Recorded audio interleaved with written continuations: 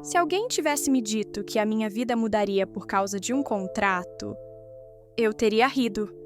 Daquelas risadas curtas, amargas, porque eu já tinha perdido a fé em sorte. E em milagres também. Naquela manhã, o despertador tocou às 6 horas, como sempre. Mas eu não levantei. Fiquei ali, deitada, com os olhos abertos, olhando para o teto da casa dos meus pais. O mesmo teto que pingava quando chovia forte, como na noite passada. A realidade era simples. Estávamos afundando. Meu pai, um padeiro apaixonado pelo que fazia, lutava todos os dias para manter a pequena padaria da família funcionando. Já minha mãe, ela era o coração da casa. Fazia doces, cuidava de tudo, sorria mesmo quando o mundo desabava. Mas aquele sorriso estava cada vez mais fraco. As contas vinham em envelopes coloridos, como se estivessem tentando disfarçar a tragédia. Eu trabalhava como garçonete num café durante as manhãs e fazia traduções freelance à noite. Dormia pouco, comia mal. Mas o pior mesmo era ver meus pais fingindo que estava tudo bem só para não me preocupar. Foi nesse cenário que a Clara apareceu. Clara, minha melhor amiga desde os tempos do ensino médio, era tudo que eu não era. Impulsiva, escandalosa, conectada com o mundo dos ricos e desajustados. Trabalhava com eventos de luxo e vivia cercada de gente importante e problemática. Ela me mandou uma mensagem que dizia apenas: "Preciso falar com você. Urgente. Pode ser sua chance de sair do buraco." Respondi com um simples "ok" e marcamos num café no centro. Cheguei antes. Sentei perto da janela, pedi um cappuccino com espuma extra e tentei não pensar em quanto aquele café custava em comparação com o que tínhamos em casa. Clara chegou atrasada, como sempre, mas radiante. "Você confia em mim?" Ela perguntou, ainda tirando o casaco. "Depende. Vai me envolver em alguma pirâmide?" Ela riu. "Não, é um contrato." Literalmente, franzi a testa. "Clara, se for algo ilegal..." "Não é ilegal, só incomum. Escuta." E foi aí que ela me contou sobre Heitor Vasconcelos. Filho de um dos empresários mais influentes do Brasil, dono de uma fortuna que parecia absurda demais para ser real. Heitor, segundo ela, estava prestes a assumir uma parte estratégica da empresa da família. Mas havia uma cláusula no testamento do avô falecido. Ele só receberia o controle total se estivesse em um relacionamento sério e estável. E mais, visivelmente comprometido, sem escândalos ou vida de solteiro. Ele precisa de uma namorada, tipo, agora. E você é perfeita. Quase engasguei com o café. Você tá me oferecendo um relacionamento falso. Tô te oferecendo 3 meses com tudo pago. Um contrato com valor suficiente para pagar todas as dívidas da sua família e a chance de recomeçar. E, vamos combinar, o cara é um colírio. Clara me mostrou uma foto no celular. E era muito mais do que isso. Heitor tinha um daqueles rostos que parecem esculpidos por escultores renascentistas. Mas havia algo nos olhos dele. Algo frio, calculado. Como se sorrir fosse uma escolha rara. "Ele aceita?" Perguntei, ainda atordoada. "Se você aceitar, sim. Ele já entrevistou 2 outras garotas, mas nenhuma passou na energia compatível, segundo ele." Eu ri, nervosa. "Clara, isso é insano." Ela segurou minha mão. "Liv, vocês estão afundando. E essa é uma boia. Ninguém vai se machucar. É só fingimento." Por um tempo, à noite, em casa, fiquei encarando a lâmpada que piscava no teto. Meus pais riam baixinho na sala, assistindo uma reprise qualquer, tentando esconder o fato de que a energia da padaria ia ser cortada na próxima semana. Peguei o celular, digitei: "Aceito. Quando ele quer me conhecer?" A resposta veio em segundos. "Amanhã. Pato Mani. Cobertura, edifício Horizon. Boa sorte." Acordei às 5 horas. Não consegui dormir direito. Passei a noite inteira ensaiando o que dizer, como andar, que expressão usar no rosto. Mas a verdade é que eu estava apavorada. Usei meu vestido mais formal, o menos surrado de todos. Prendi o cabelo, coloquei um brinco discreto. Me olhei no espelho. Não parecia uma namorada de um milionário, mas parecia alguém disposta a tentar. Cheguei ao edifício Horizon 20 minutos antes. O prédio era surreal. Portaria com mármore, recepcionista com fone de ouvido e blazer, e um elevador que precisava de liberação com senha. Clara já me esperava lá dentro, ansiosa. Liv, lembra que ele é direto. Não se assusta, tá? Assenti. Meu coração batia como um tambor. Quando as portas do elevador se abriram no último andar, fui recebida por uma mulher muito elegante chamada Paula, a assistente pessoal dele. Ela nos guiou por um corredor enorme, cheio de quadros que pareciam custar o mesmo que um carro popular. E então, ele apareceu. Heitor Vasconcelos. De terno preto impecável, sem gravata, cabelo escuro alinhado e aqueles olhos de aço que pareciam atravessar qualquer fachada. Ele não se levantou quando entrei. Apenas me analisou, dos pés à cabeça, como se eu fosse um item de leilão. Você é mais baixa do que eu imaginei, travei. E você é mais grosso do que eu esperava. Silêncio. Clara arregalou os olhos como se eu tivesse xingado um ministro. Mas então, Heitor sorriu. Sutil, quase imperceptível. Mas estava lá. Interessante. Ele apontou para a poltrona à frente da sua mesa. Sentei, tentando manter a postura. Vamos direto ao ponto. Você sabe o que quero. Um teatro. Um acordo de 3 meses. Termina na data que for conveniente para ambas as partes. Você receberá um valor inicial ao assinar e outro no fim. Durante esse tempo, vamos aparecer em eventos, reuniões familiares, jantares. Vai morar aqui.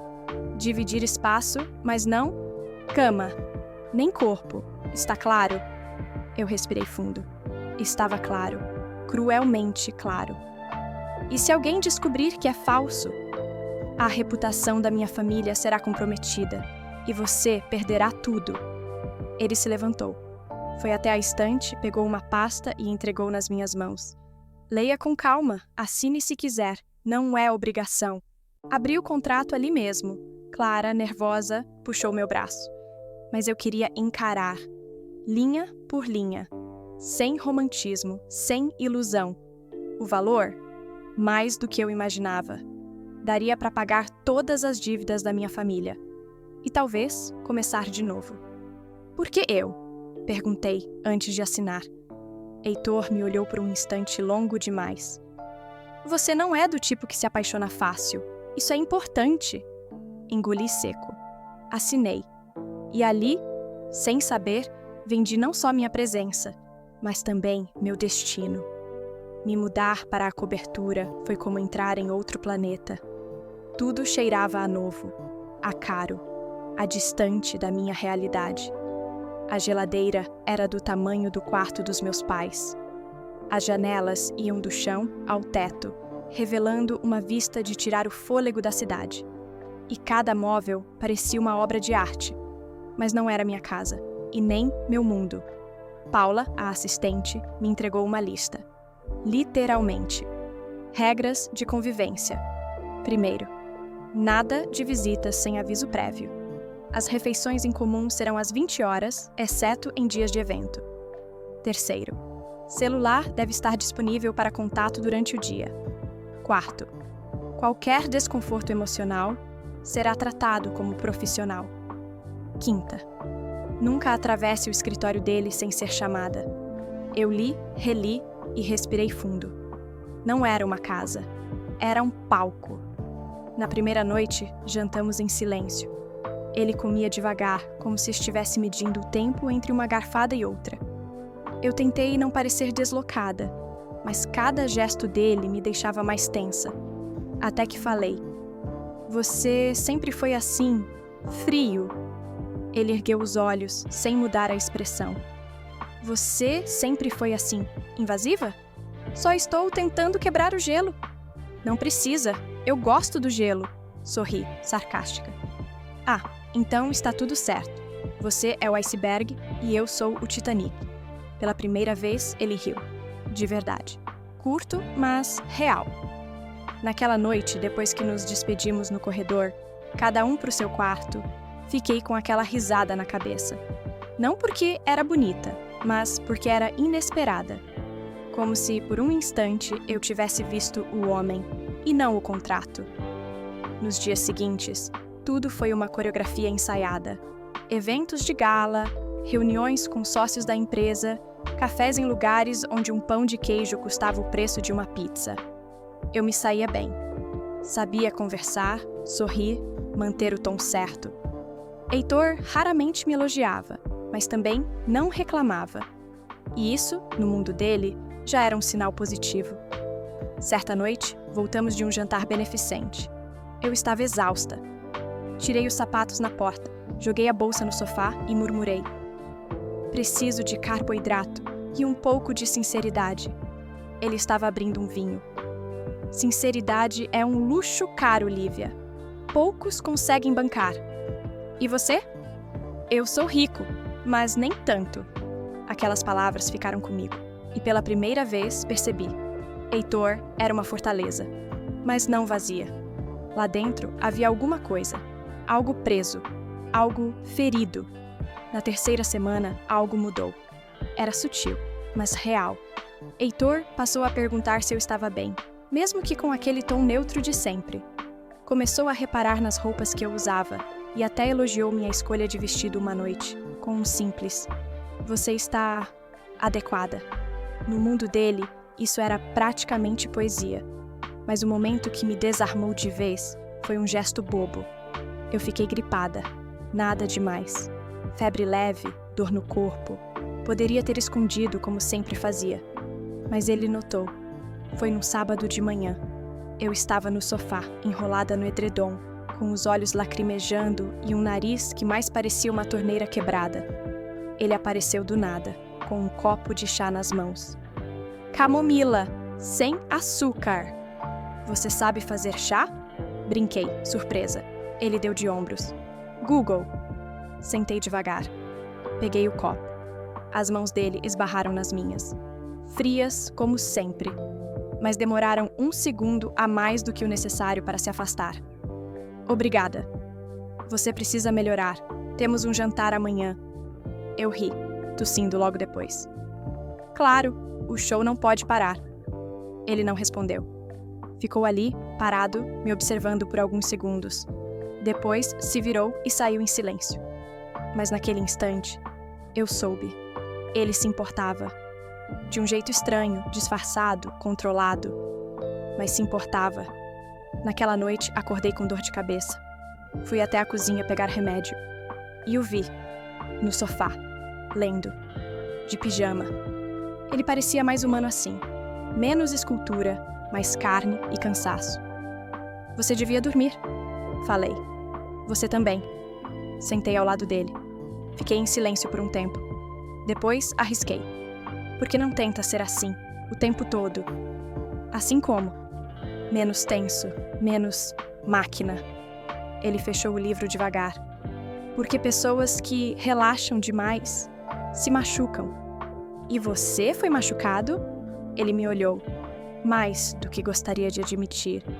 Fiquei quieta. E você? Ele perguntou de volta. Também, mas eu ainda acho que vale a pena tentar. Por um segundo, nossos olhos se encontraram de um jeito diferente. Sem ironia, sem contrato, sem medo.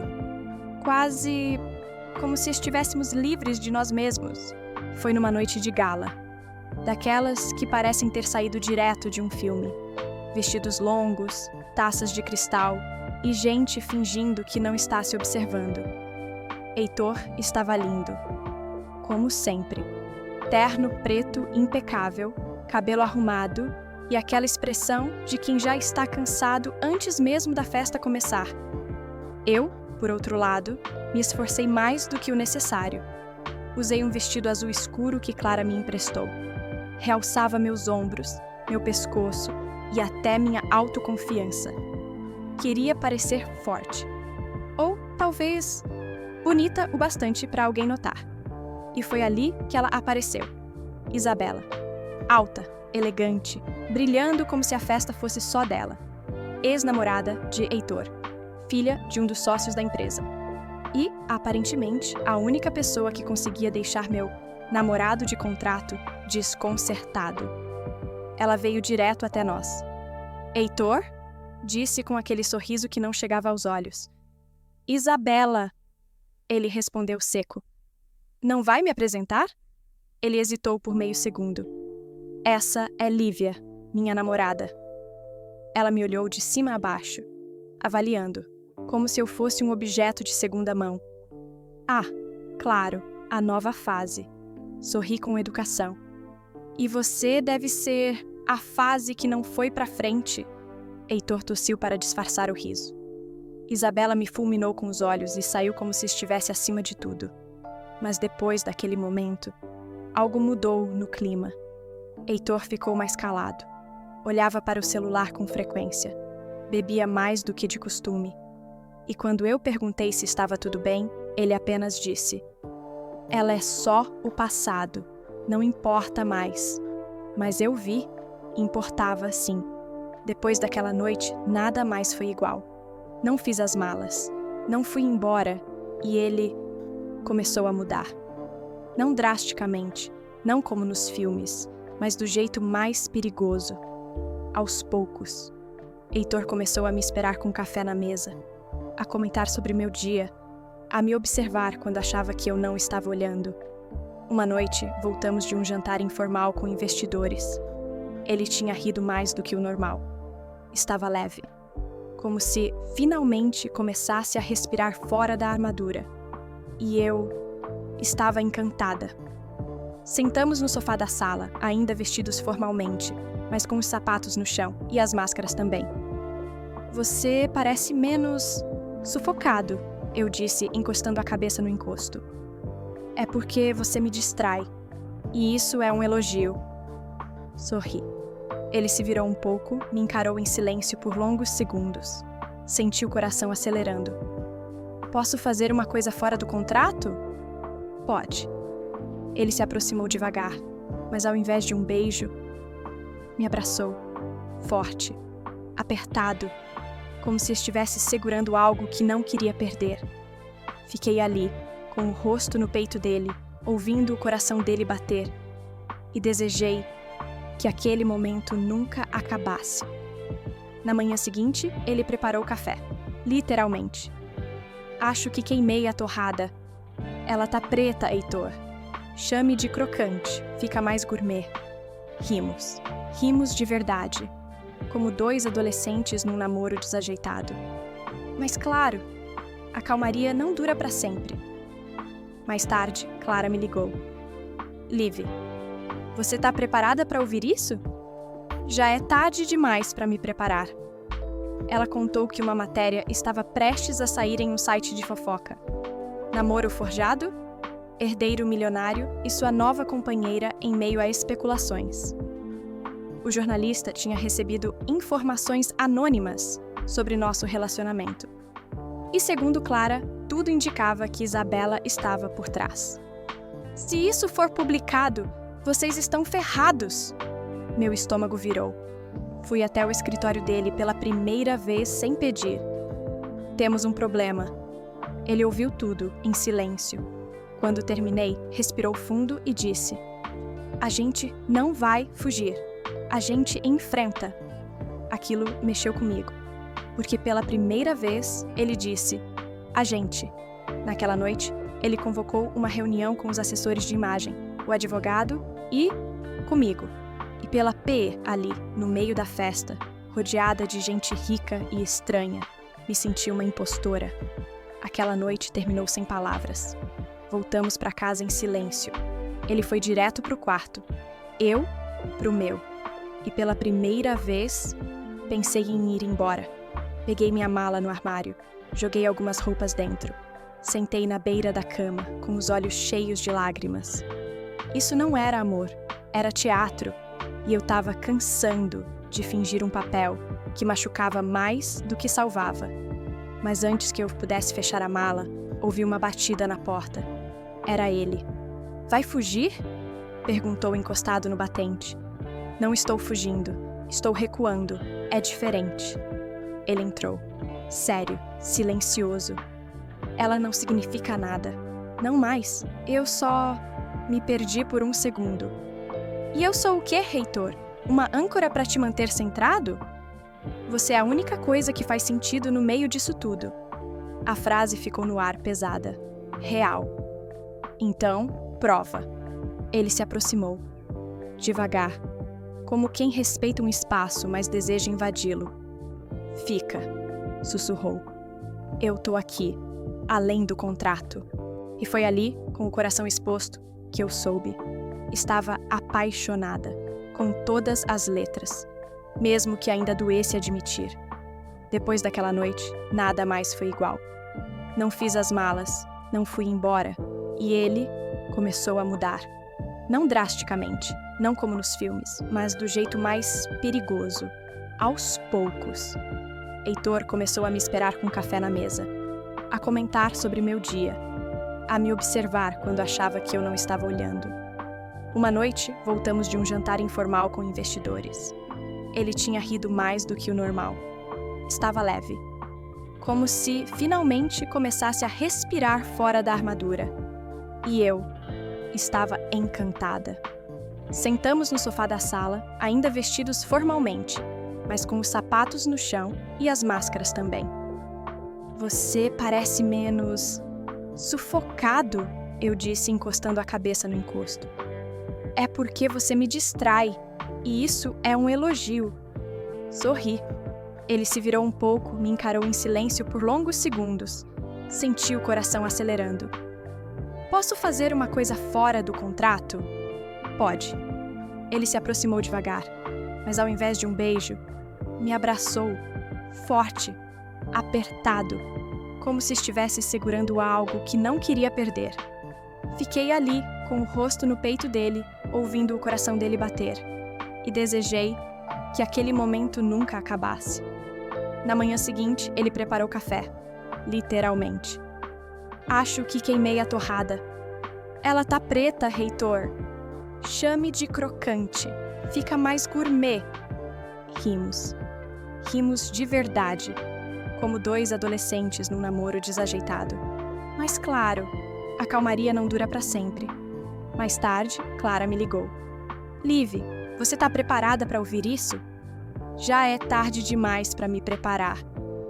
Ela contou que uma matéria estava prestes a sair em um site de fofoca.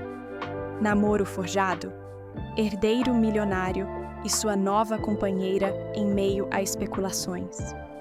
O jornalista tinha recebido informações anônimas sobre nosso relacionamento.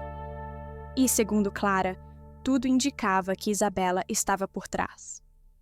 Se isso for publicado, vocês estão ferrados. Meu estômago virou. Fui até o escritório dele pela primeira vez sem pedir. Temos um problema. Ele ouviu tudo, em silêncio. Quando terminei, respirou fundo e disse: a gente não vai fugir, a gente enfrenta. Aquilo mexeu comigo, porque, pela primeira vez, ele disse a gente. Naquela noite, ele convocou uma reunião com os assessores de imagem, o advogado e comigo.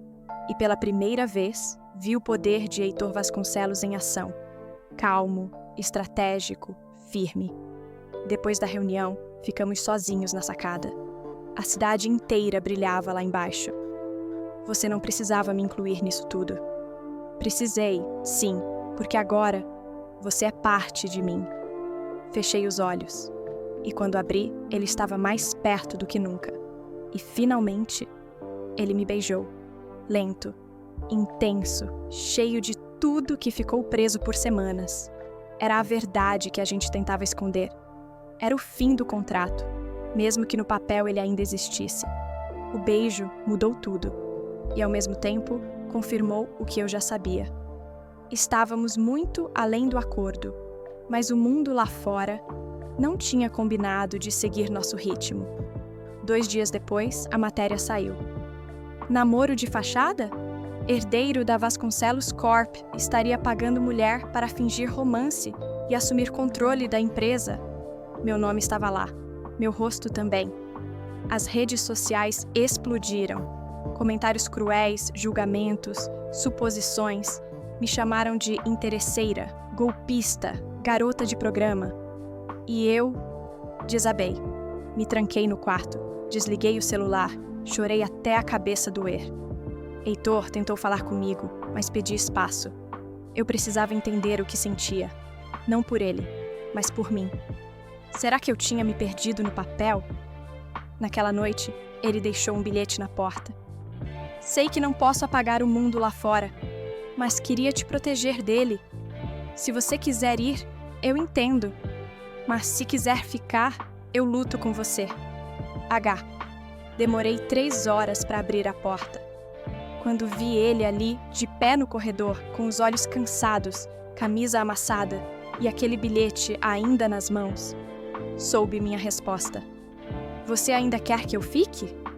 Mais do que já quis qualquer coisa. Então, luta. E ele lutou. No dia seguinte, deu uma entrevista exclusiva à maior emissora do país. Sozinho, sem me avisar. Eu assisti sentada no sofá, com as mãos suando e o coração em suspense. Eu me apaixonei, de verdade.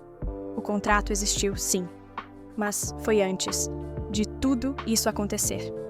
E ela sabia? O jornalista perguntou. Ela achava que era só um teatro, mas eu fui deixando de fingir. As redes mudaram. As pessoas começaram a torcer por nós. O escândalo virou romance. O ataque virou confissão. E eu fui até ele, no escritório, onde tudo começou. Ele estava na janela, como sempre. Você foi corajoso. Você me ensinou a ser. Então agora eu te ensino outra coisa. Ele ergueu a sobrancelha. Ensina o quê? A amar, sem contrato. Caminhei até ele, abracei seu pescoço e beijei seus lábios como quem sela um pacto novo. Um que não precisa ser assinado. Um que só precisa ser sentido. 3 meses. Era esse o prazo. No início, eu contava os dias para isso acabar. Agora, eu queria que o tempo congelasse. O escândalo tinha passado. As redes acalmaram. A empresa se manteve estável. O pai dele, aquele homem que parecia feito de pedra, apenas disse: "Se ela conseguiu amolecer você, deve ter algum talento." Foi o maior elogio que Heitor já ouviu da própria família. E quanto a mim? Bom, eu também mudei. Me reencontrei com a Lívia que sonhava. Que não sobrevivia apenas, mas vivia. Comecei um curso de roteiro. Voltei a escrever. Voltei a acreditar. Certo dia, ele me levou para a padaria dos meus pais. Os dois já sabiam de tudo. E mesmo com o susto inicial, passaram a amá-lo. Meu pai até ensinou Heitor a sovar massa. Foi cômico ver aquele homem de terno tentando fazer pão. Mas foi ali, com as mãos sujas de farinha, que ele me olhou e disse: "Nunca pensei que o lugar onde eu me sentiria mais em paz fosse entre fornadas e café passado na hora." Na semana seguinte, um envelope apareceu na mesa do café da manhã. Dentro, o contrato original, rasgado. "É simbólico", ele disse. Sim, porque no fundo, ele já não vale mais nada. E então, veio o inesperado. Naquela noite, ele me convidou para jantar. Só nós dois. Sem holofotes, sem pressa. O restaurante era pequeno, discreto, com luz baixa e música de piano ao fundo. No meio da sobremesa, ele puxou uma caixinha do bolso do paletó. Meus olhos se encheram na hora. Não tem cláusula, nem data de validade, nem cláusula de saída. Só um pedido. Ele se ajoelhou. "Você quer ficar comigo? Não por 3 meses, mas por todos os dias que vierem depois?" Eu não conseguia falar. Só chorei. E assenti. E ele sorriu. Aquele sorriso raro, torto, que só eu conhecia de verdade. Nos beijamos ali mesmo, no meio do restaurante, como 2 loucos que não têm mais medo. Porque, no fim, a gente entendeu. O amor verdadeiro não precisa de contrato, só precisa de coragem.